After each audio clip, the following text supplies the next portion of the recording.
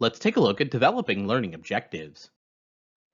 Once an organization determines the skills it wants to accomplish in its training, it must establish learning objectives to guide the trainer in designing the training session. Training strategy drives learning objectives and training outcomes to ensure objectives are consistent with overall strategic goals.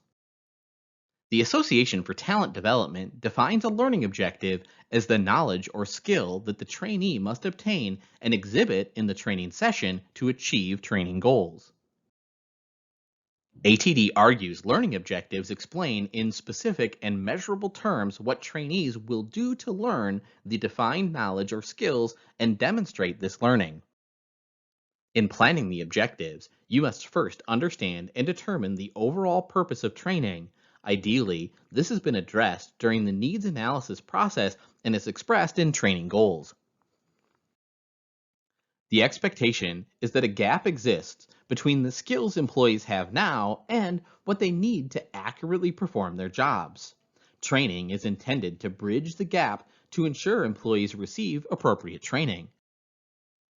Planning involves certain aspects: the intended audience of the training, the actions or behaviors expected, the conditions in which the training will occur, and the standards against which behaviors will be assessed.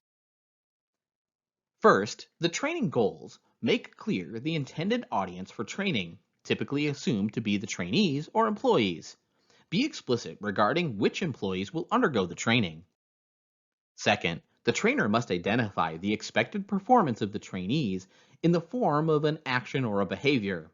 If the objective is too subjective, it will be difficult to determine if it has been successfully met.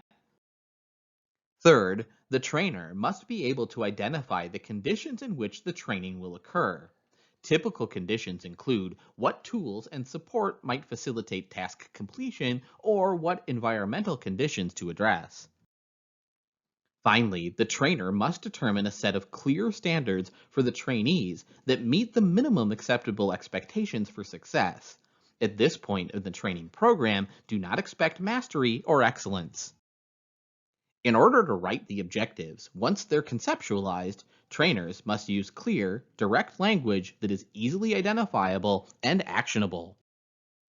For example, there is a substantive difference between training with understanding as learning objective and a training with demonstrate as an objective. When possible, it's advantageous to frame the objective in terms of realistic or applied events.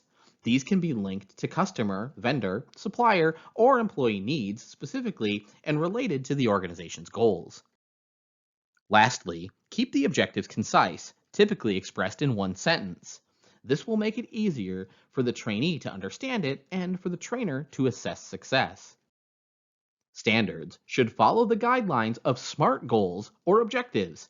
They are specific, measurable, attainable, relevant, and time-bound. Without following these SMART guidelines, it will be difficult to focus training on specific outcomes, and there'll be no way to accurately measure if objectives were met.